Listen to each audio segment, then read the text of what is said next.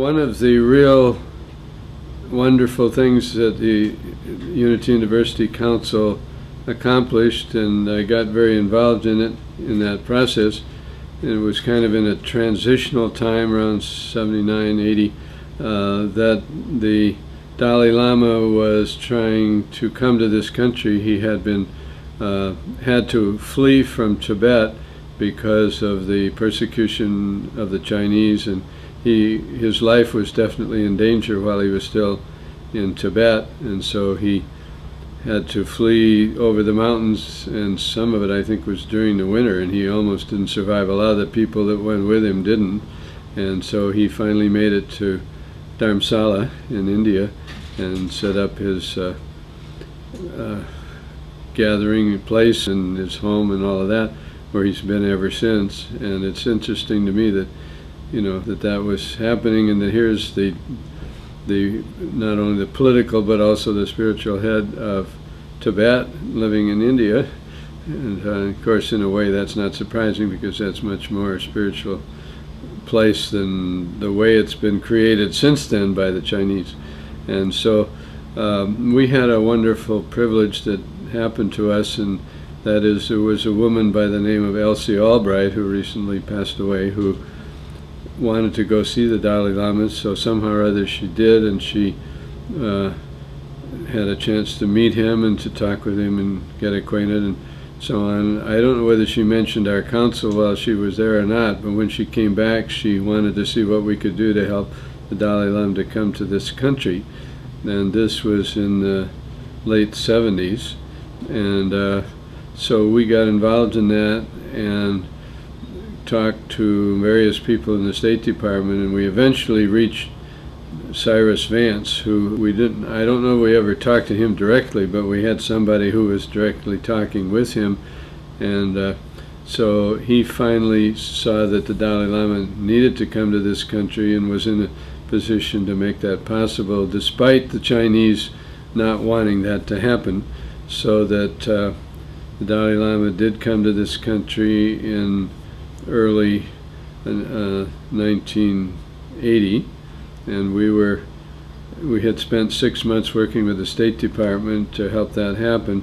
And so when he actually came, there were 6 events that took place at which he spoke while he was here the first time, and we had the privilege of organizing one of those at a college in Torrance, and so that we set it up and got the whole thing ready so that he could speak there. And so that he came and spoke there, and about 2,000 people showed up that day, and it was a wonderful experience. There was a meeting at a hotel, Beverly Wilshire Hotel, I believe, just before that, where we actually met the Dalai Lama, and he thanked us for doing what we did.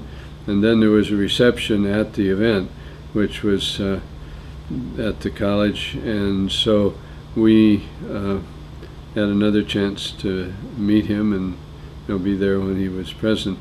And so we've followed him ever since then. We've seen him different times. We've never had a chance to say hello since then. However, there was a chance at one point with the Parliament of the World's Religions, where we, well, in 1993, when he was in Chicago the second time, 100 years later, and spoke, that we had a chance to hear him speak again. And then when he received the Nobel Peace Prize, that we were there the night after he first spoke, the night after when he received the prize, and he spoke again. And so we were there at that point, and so we've tried to follow his work ever since. And there was one point at which we were going to meet in Spain when he was in 2004, when he was going to be in Barcelona.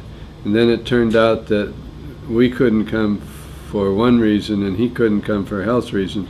So it ended up we corresponded and said, sorry that we couldn't do that. But in any case, he's done a wonderful work to help the nonviolent concerns and the spiritually awakened people to know that there's another way of dealing with all the conflict that's present in the world. And so we very much admire him for that. We just hope Tibet will eventually come out. Tibet right now has more Chinese than it does Tibetans.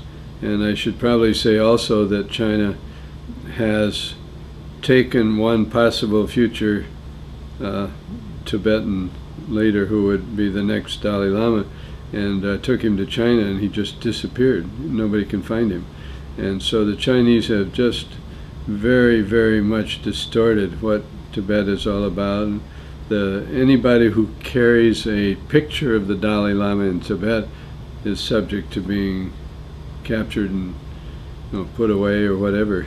So it's a very dangerous situation there, and it's very unfortunate for Tibet. But in the same time, what's happened with Tibetan culture is it's gone all over the world as a result, and that there's a world festival of music that the Dalai Lama started that's happening in Los Angeles every year, and I'm sure in other places. There's just been some wonderful things that have happened because of his life and his teachings that have shown to the world that religion does have a place, and that he's one of the foremost examples of a person of faith. Okay.